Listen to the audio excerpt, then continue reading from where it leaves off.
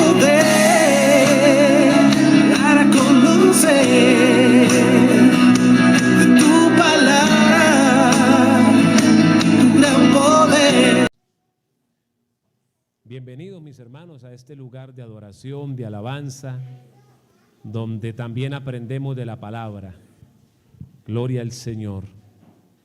Dice la Biblia, no matarás. Fácil de aprendérselo, ¿cierto? Deuteronomio 5:17. ¿Qué dice? No matarás. Pueden sentarse, amado hermano. No deje de glorificar al Señor. Bueno, en este domingo seguimos avanzando en esta serie que la hemos titulado Analicemos los mandamientos. Seguimos avanzando en esa serie de enseñanzas. Este es el 7º domingo que llevamos en este tema, en esta serie de enseñanzas. Y hoy nos corresponde analizar el 6º mandamiento, que dice ¿cómo? No matarás. Yo no puedo volver a traer a colación el primer culto de esta serie, que fue la introducción, el acercamiento a este tema, pero recuerde que 4 de los mandamientos van enfocados de una manera más directa a Dios, y los otros van enfocados obviamente en Dios, pero también en relación con nuestro prójimo. Este es el 2º mandamiento en enfocarse de esa manera, en Dios y también en la relación con nuestro prójimo. Y este mandamiento, este 6º mandamiento, consiste en resaltar el valor tan elevado que posee la vida humana ante los ojos del Señor. Óigame, este mandamiento tiene la función de resaltar, consiste en resaltar el valor tan elevado que tiene la vida humana ante los ojos del Señor. Esto es tan importante que Dios se tomó tiempo para, dentro de sus 10 mandamientos, decir de una manera vehemente a la humanidad esta expresión: no matarás. Ahora, este no matarás hace referencia al asesinato premeditado. Voy a volver a decirlo. Este mandamiento donde dice la Biblia no matarás hace referencia al asesinato premeditado. ¿Cómo así premeditado?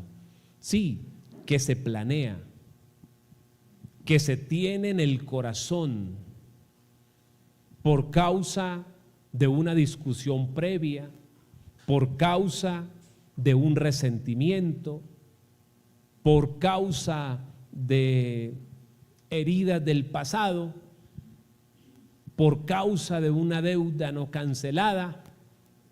Pero el caso es que por una u otra razón se premedita la acción del asesinato. Y la Biblia dice, eso no es correcto, porque aquí está escrito, no matarás. Ahora, esto se lo digo por 2 cosas. Uno, para que tomemos conciencia de que la vida humana, como dice la Biblia, tiene un valor muy elevado, pero por otra parte, es necesario que entendamos que la Biblia, no otro libro, no las ideas de un predicador, la Biblia habla claro sobre asesinatos donde Dios exonera al agresor o al ejecutor. Lo necesito aquí bien concentrado para que no se pierda el hilo de la enseñanza y de pronto se malinterprete lo que estamos diciendo. El mandamiento dice, no matarás.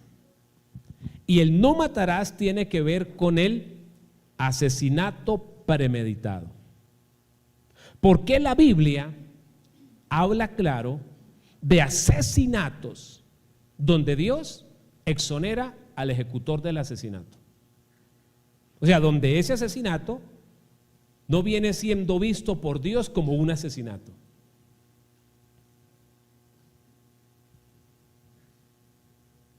Usted me dirá, ¿verdad? Bueno, ¿y eso no es un contraste? No. De ahí la importancia de nunca realizar doctrina con un solo texto de la Biblia. Todos los temas doctrinales de la Biblia deben ser estudiados a nivel del contexto general. ¿Eso qué significa?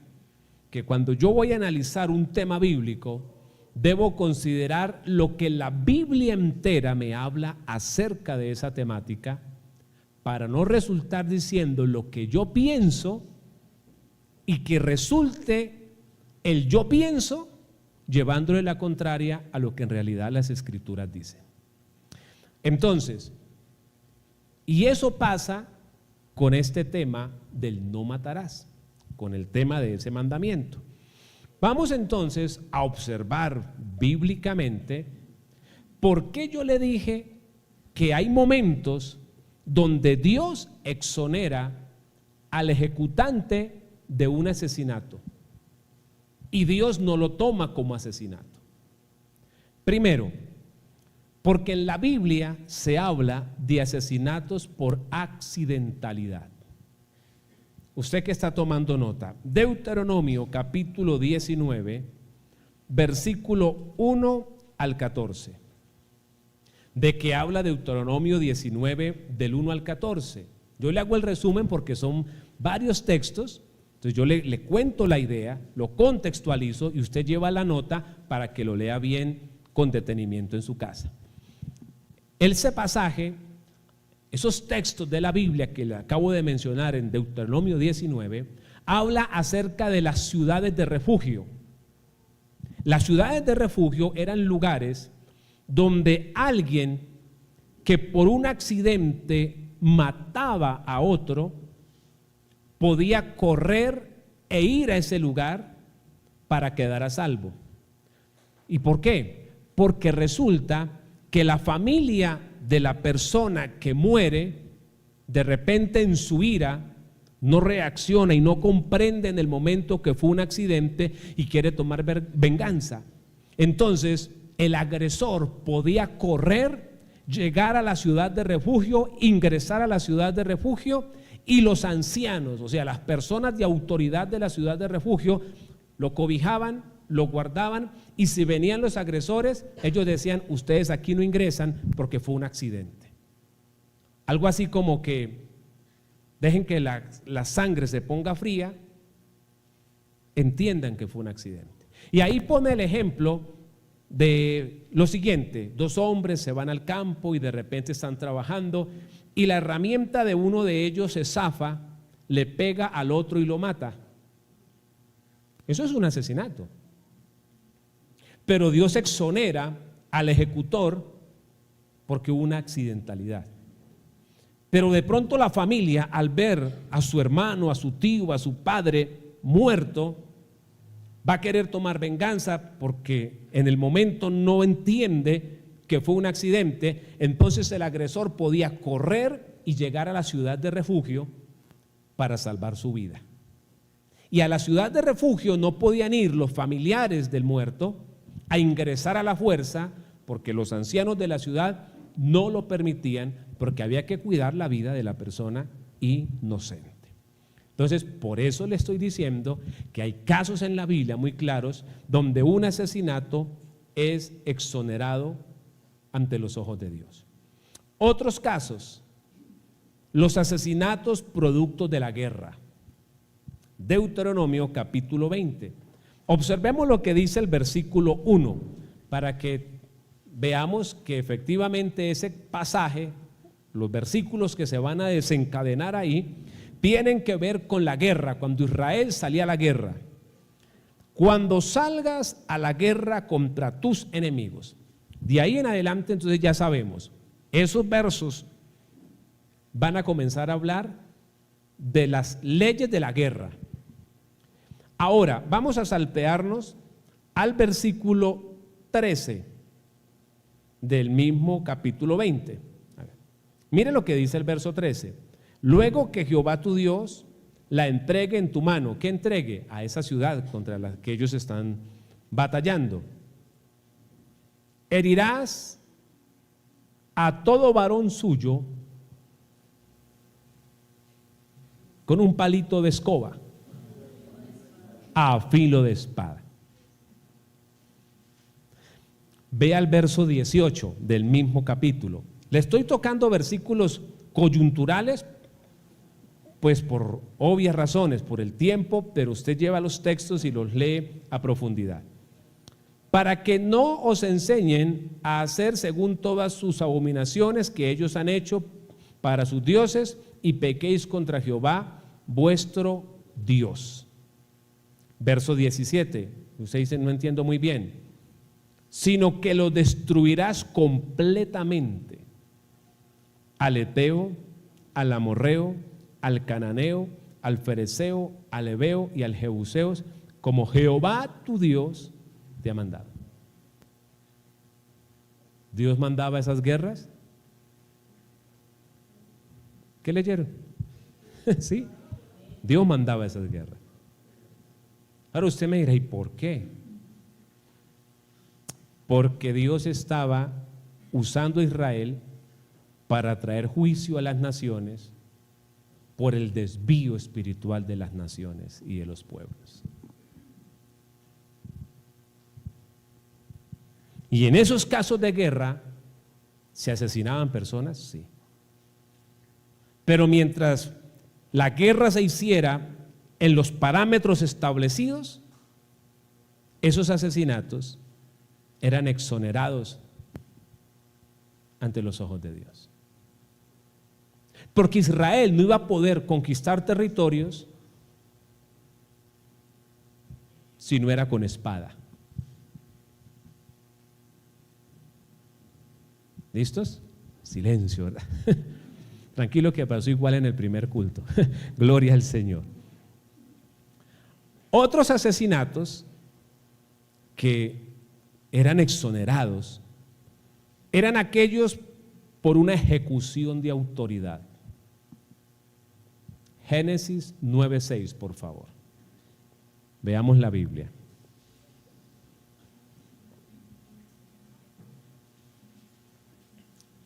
Por eso le hice la salvedad de lo primero. Ese no matarás refiere al asesinato premeditado. Porque en el accidente hay asesinato, en la guerra hay asesinatos, pero no son tomados por Dios, o no eran tomados por Dios como tal. Y también habían otros asesinatos por ejecución de autoridad. Mire lo que dice, lo que le dijo Dios a Noé. Dios, escúcheme bien, Dios. El que derramare sangre de hombre, por el hombre su sangre será derramada. Eso lo que quiere decir es que si yo mato a una persona, otra persona me debe matar a mí. ¿Qué estableció Dios allá en Génesis 9:6 en ese momento después del diluvio? La pena de muerte.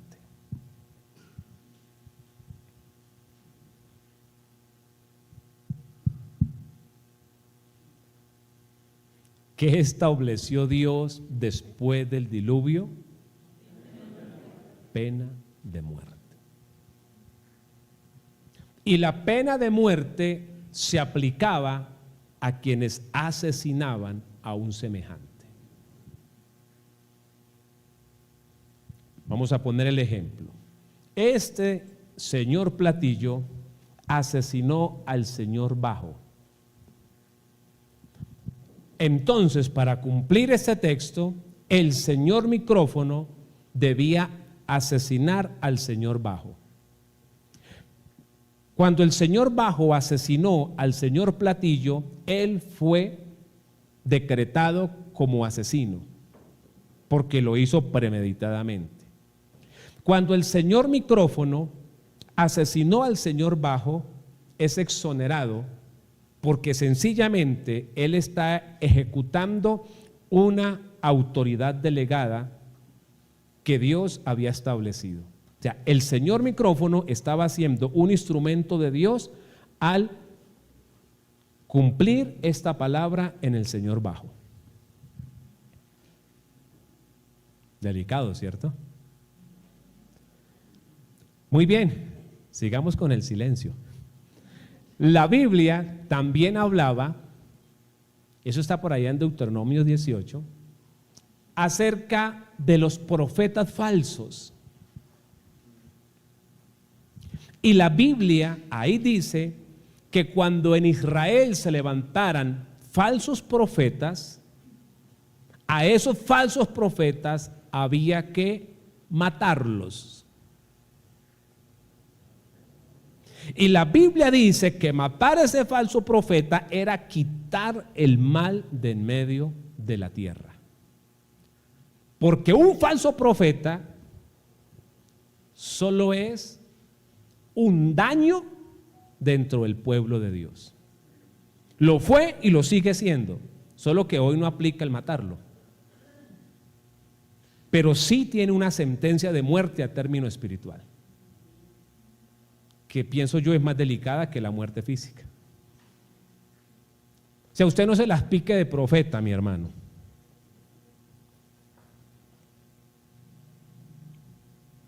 Porque tendrá una sentencia espiritualmente sobre su vida de muerte. Ay, Señor, ¿cuántos alaban a Cristo? Hace unos días hablamos de tomar el nombre del Señor en vano y ahí profundizamos mucho en eso. Lo puede buscar ahí por las redes. Hoy al cual más quiere decir, soy profeta, soy profeta. En la antigüedad, ser un profetillo de esos le podía significar una navaja sobre su cuello.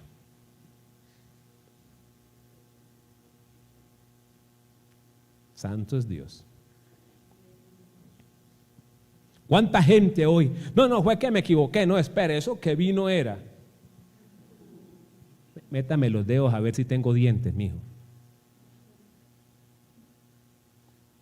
Alabado sea Cristo. Le hago un paréntesis. Aquí no me va a salir con tantos cuentos de esos, porque el Señor por su gracia nos ha dado doctrina, nos ha dado Biblia. Amén. Gloria a Jesús. Mire, a los profetas falsos la Biblia decía que los debían ejecutar. ¿Usted se acuerda de un hombre llamado Elías?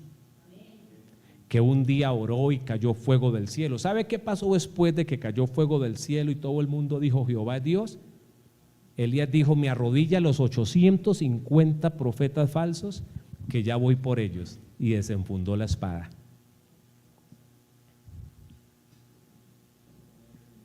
Yo decía, no sé si eran ambidiestro, entonces un ratico por acá y otro por acá. Dijo, y aguanten que ya ahorita sí voy a ir a orar por lluvia. Oiga, los hombres de Dios tienen que ser esforzados. Matar 850 profetas falsos, yo creo que eso debería cansar, ¿cierto? Y después el hombre se fue y se postró de rodillas a orar para que viniera lluvia. Y esos asesinatos no eran contados como asesinatos ante los ojos de Dios. Avancemos. Vamos a otro pedacito que se pone bastante polémico con muchos teólogos liberales que hoy han aparecido y que de repente pueden ver la transmisión en un diferido. Y con mucho de lo que se está moviendo en el mundo. Pero estamos predicando la Biblia. Estamos leyendo textos. En esto de asesinatos por ejecución de autoridad, acompáñame a Levítico capítulo 20. Ahí vamos a una maratón de textos. ¿Listo? Levíticos capítulo 20, Levítico capítulo 20, verso 9, por favor. Vamos del 9 al 21 para que tome nota y de repente ahorita solo tocamos puntos así neurálgicos. 29 dice: todo hombre que maldijere a su padre o a su madre de cierto morirá. ¿Sabe qué pasaba cuando los hijos eran rebeldes y maldecían a los padres? Los padres los sacaban delante de los jueces del pueblo y decían: él fue rebelde y me maldijo. Y venían los ancianos de la ciudad, las autoridades de la ciudad, y venían no con florecitas, venían con piedras en la mano.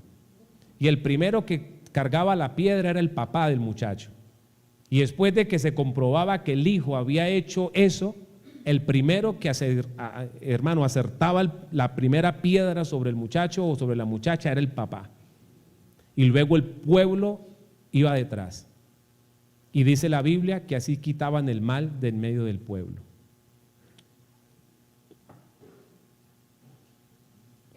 Yo me imagino una escena de esas y los otros muchachos desde la casa mirando, le quedarían ganas de ser grosero con la mamá, ¿cierto? Ni de riesgos. Por eso es que el texto decía que así quitaban el mal del medio del pueblo. Bueno, sigamos. Verso 10: si un hombre cometiere adulterio con la mujer de su prójimo, el adúltero y la adúltera serán ¿qué? También allá había una sentencia de muerte sobre hombres y mujeres que cometían adulterio. Muerte. Sigamos con el verso 11. Cualquiera que yaciere con la mujer de su padre, o sea, con su madrastra. Solo le voy a nombrar ahí el pecado, porque si usted lo detalla, ahí luego dice que la sentencia era muerte. Y no era que se moría de un infarto, no era que lo denunciaban y lo asesinaban. Pero ante Dios no era visto como asesinato. Ahora, ¿dónde vamos? En el 11. Vamos con el 12. Si alguno durmiera con su nuera, los dos han de morir. 13. Si alguno se ayuntare con varón como con mujer, muerte. Usted ya sabía qué significa eso, ¿cierto? Que si alguno se ayunta o se echa con un hombre como si fuera una mujer, homosexualismo. Eso es lo que está diciendo el texto. Dice, debería morir. Verso 14. El que tomare mujer y a la madre de ella, pero eso no lo mataban a piedra, lo quemaban al fuego.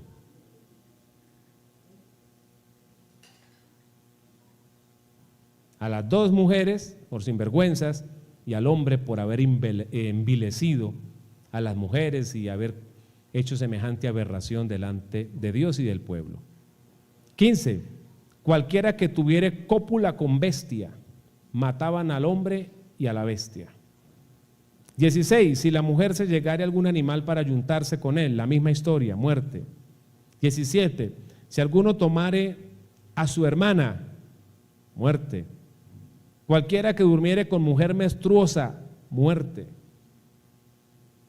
La desnudez de su hermana, o sea, habla del 19 y el 20, habla de sus tías, sus tíos, muerte.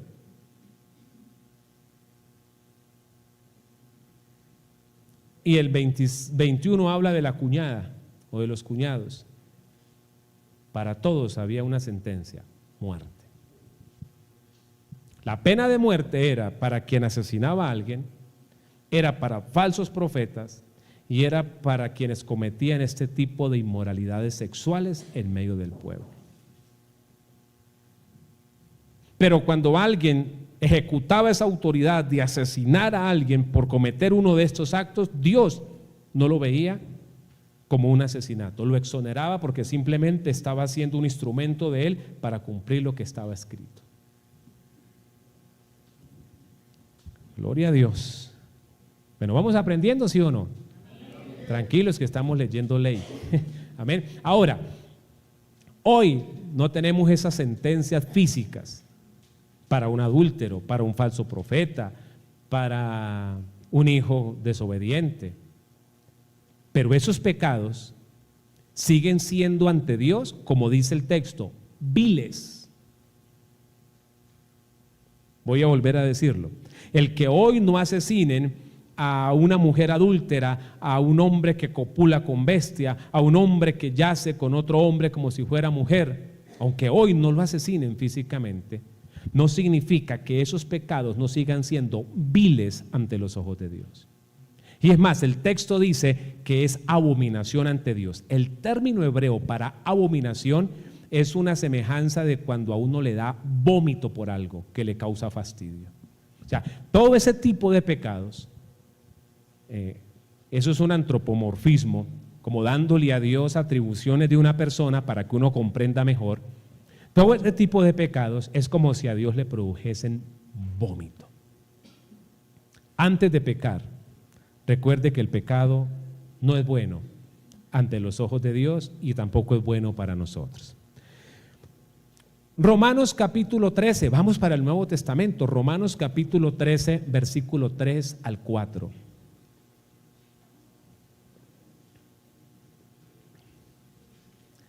La Biblia habla de que la autoridad está puesta, es el resumen de los dos versos, para castigar al malo y defender al bueno. Pero al final del verso 4 dice que esos magistrados no en vano llevan la espada. Y dice que son servidores de Dios. ¿Y cómo le sirven a Dios? Castigando a los malos y defendiendo a los buenos. Si una nación en sus enmiendas establece pena de muerte sobre ciertos delitos que ante los ojos de Dios y de la Biblia son condenables en gran magnitud, Dios respalda eso. Voy a poner un ejemplo.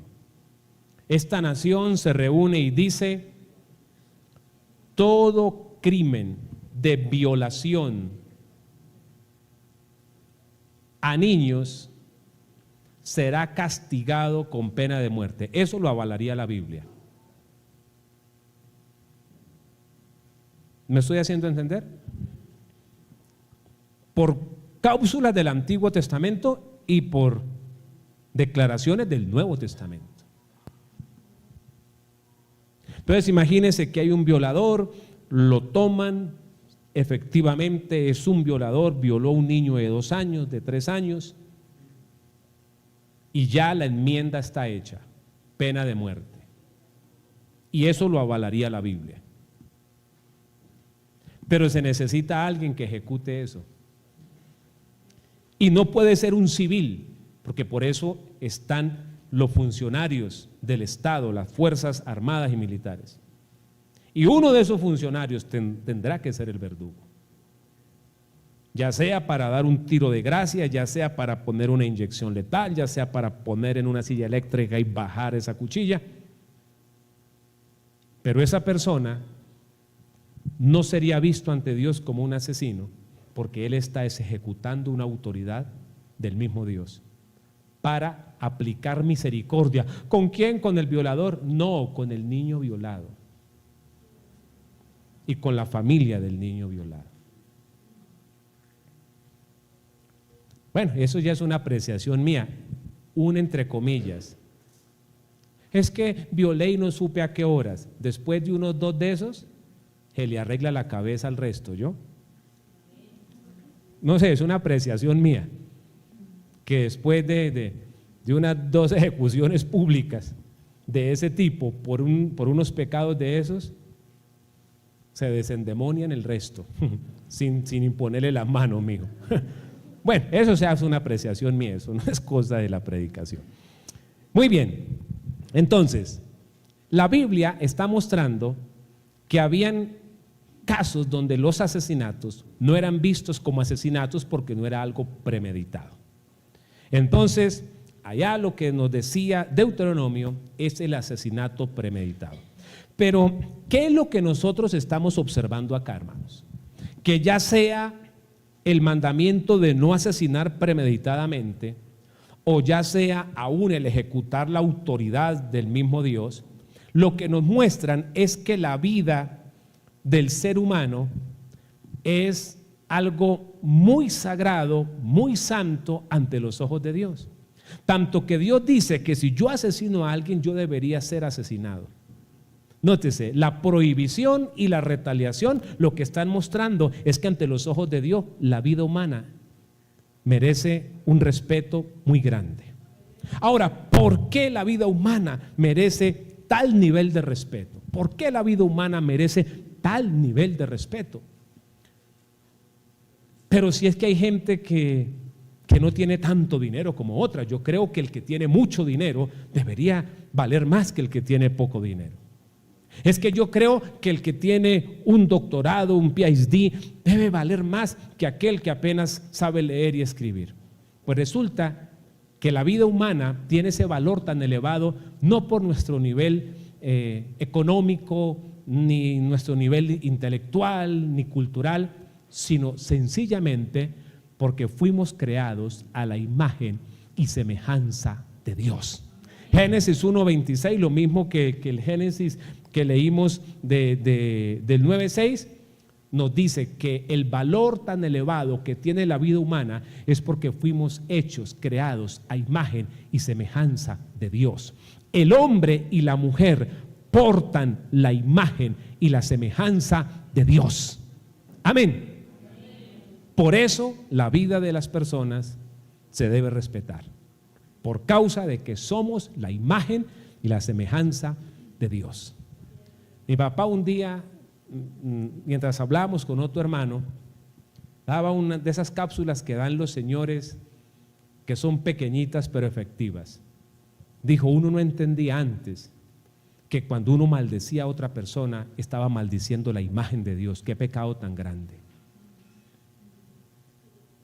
¿Sí? Una capsulita pequeñita, pero que a usted le va a servir para toda su vida.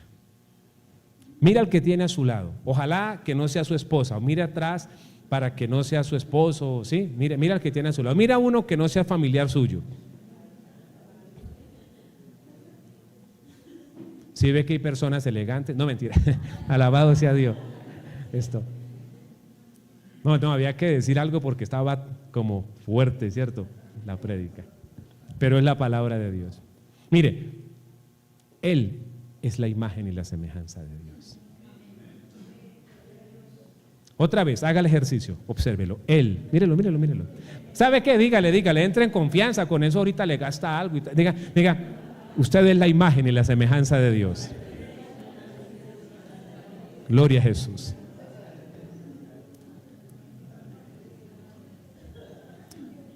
Yo iba a decir algo, pero estamos para el mundo, entonces después cuando estemos solo los de casa los molesto más. Alabado sea el nombre de Jesús. La cabeza me vuela con cosas. Bueno, la vida humana es tan importante porque somos imagen y semejanza de Dios. Aleluya. Ahora, algo que estamos haciendo con los mandamientos es observando la profundización del sentido que Jesús le daba a esos mandamientos. Vamos a ver qué profundización de sentido le dio Jesús a estos mandamientos, a este mandamiento en particular. Mateo 5, 21 al 24.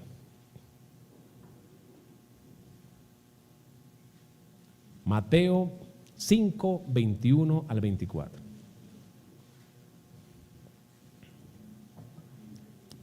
Jesús dijo, oísteis que fue dicho a los antiguos. ¿A cuáles antiguos? Allá a los de israelitas viejos. No matarás. Fue lo que leímos, ¿sí ve? Jesús les está recordando el mandamiento, no matarás. Y cualquiera que matare será culpable de juicio. Eso no lo decía, pero era lo que estaba implícito. Ahora, pero yo digo, aquí viene la profundización del sentido que le da Jesús al mandamiento. Pero yo digo que cualquiera que se enoje contra su hermano será culpable de juicio, y cualquiera que diga necio a su hermano será culpable ante el concilio, y cualquiera que le diga fatuo quedará expuesto al fogón de hacer café en la casa. ¿A qué dijo Jesús? Devuélvalo, mi hermana. No, devuélvalo, mi hermana. ¿Sabe que el primero que salió con esos cuentos del infierno fue Jesús? Hoy en día hay predicadores de esta era posmoderna, según dicen ellos, que están diciendo que el infierno no existe. Tan raro. Y eso alegorizan hacen teología de una manera tan extraña para tratar de negar con palabrerías vanas lo que Jesús expuso. Jesús fue el que habló del infierno. O sea, usted no ve que no, el primero que habló así a cable pelado del infierno fue Jesús. Que es mejor no tener un ojo y que ir al infierno de fuego. Jesús fue el que dijo eso. Por eso los predicadores y aquel que quiera ser fiel a la palabra, en algún momento va a tener que predicar del infierno, aunque eso es horrible hablar de eso, pero hay que predicarlo. ¿Qué es lo que está diciendo Jesús? Lo que está diciendo Jesús es que hay que tener cuidado no solamente con la acción de asesinar, sino que también hay que tener cuidado con las intenciones del corazón. ¿Sabe qué hacen muchos judíos antiguos? Uy, pero es que si lo mato me matan. Ojalá le salga un león por el camino y se lo coma y me lo quito de encima, porque le presté un bulto de cebada y no me lo ha pagado. Estoy trasladándome a esos tiempos donde se movía una sociedad de esa manera. Entonces no se atrevían muchos a asesinar por miedo a que los asesinaran también, pero tenían odio, rencor en su corazón y a veces no asesinaban, pero les decían palabras hirientes, dañinas. Y Jesús dijo, ese resentimiento, ese odio, esas palabras de maldición, de destrucción, es igual a apretar el gatillo. Uy, por eso es que la gracia es más delicada que la ley, porque la gracia trabaja desde la intención del corazón, mientras que la ley solo trataba con la acción particular. Uy, santo Dios. Eso significa que si en mi corazón hay odio por alguien, estoy siendo un asesino. Y sobre el asesino hay una sentencia, el infierno. Pero yo canto coros, sí. Yo leo la Biblia, sí. Pero si eso está en su corazón, usted es un asesino. Y los asesinos no van al cielo. La Biblia dice que ningún homicida tiene vida permanente en sí. Ay, Señor. Eso significa que usted tiene, y voy a usar esa expresión, tiene que perdonar. ¿Sí o sí? Pastor, venga, es que estoy aquí enganchado. Mire, pase lo que pase, tiene que perdonar. Nos vemos. Arregle el chicharrón usted. Pastor, es que yo la camisita fina que me costó no sé cuánto, mi señora me la quemó. Pastor, es que no está trayendo para el mercado. Mire, arrégleme el asuntico entre ustedes. El caso es que debemos perdonar. A su nombre sea la gloria. Que hay familias que han tenido que llegar a recurrir a eso de separarse por situaciones. Alabado sea Dios. Usted puede llegar a separarse. Usted lo que no se puede es volver a casar. Pero aunque se separe, usted tiene que perdonar. ¿Me estoy haciendo entender? En una pareja, no sé, hubo infidelidad repetitiva, no sé qué cosa. No, yo ya no, eso no. Yo no quiero vivir así. Vamos a separar. Ok. Usted no es volver a casar, ni usted tampoco. Pero yo debo perdonarlo o perdonarla. Y eso me convierte en un asesino. Y los asesinos están expuestos al infierno de fuego.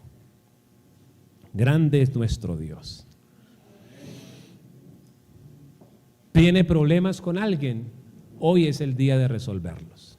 Mañana yo le aconsejo que lo arregle hoy, porque para morir solo hay que estar vivos. Ustedes se han dado cuenta, ¿no? Hermanos que los ve, y ha pasado ya en varias ocasiones, hermanos que los ve unos robustos, bien, y lo llaman a uno al otro día, se murió fulano. No, venga, ¿cómo? Si estaba sirviendo el domingo, una vez pasó con una hermana, la hermana María, hace años, estaba ahí toda juiciosa, era una ujiera excelente, vivía en Bosa y llegaba aquí a las 7 de la mañana a servir, a organizar. Y cuando a la madrugada me llama alguien, y era una voz muy parecida al del celular de ella, yo la saludé, me dijo, no, yo soy la patrona de ella, es que la hermanita María partió con el Señor.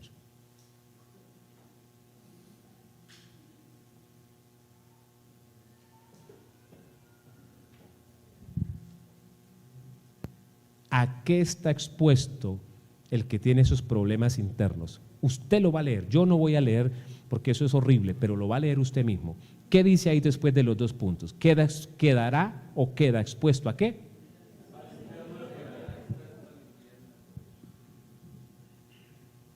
No, pero es que es el pastor. No, es que las reglas son para todos. ¿O usted piensa que un pastor que tiene todo esto metido en su corazón, no, él sí va para el cielo porque es un pastor? No olvídese, hermano.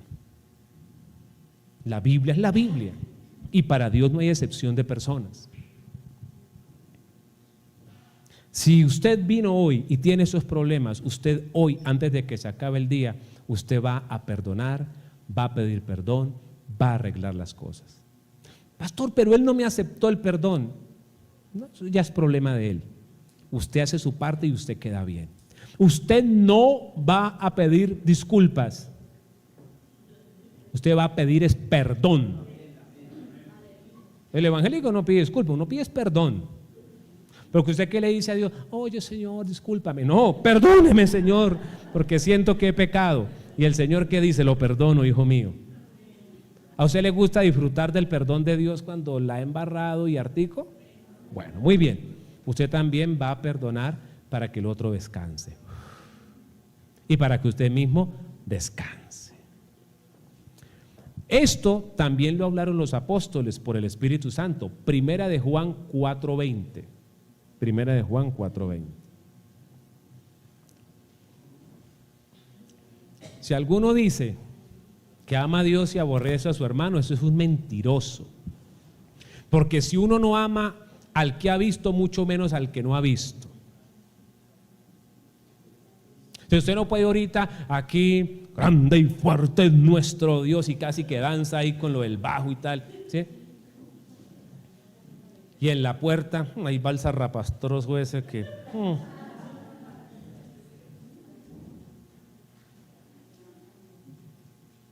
Acuérdese, si usted es de los que les pasa eso, recuerde el versículo anterior a que está expuesto. O sea, y en Mateo esto es tan delicado que Jesús dijo, es más, mire, si usted va a dar la ofrenda allá, lo que usted lleva materialmente para honrar a Dios y se acuerda de los problemas que tiene ahí, espere, guárdela, arregle y luego se ofrende.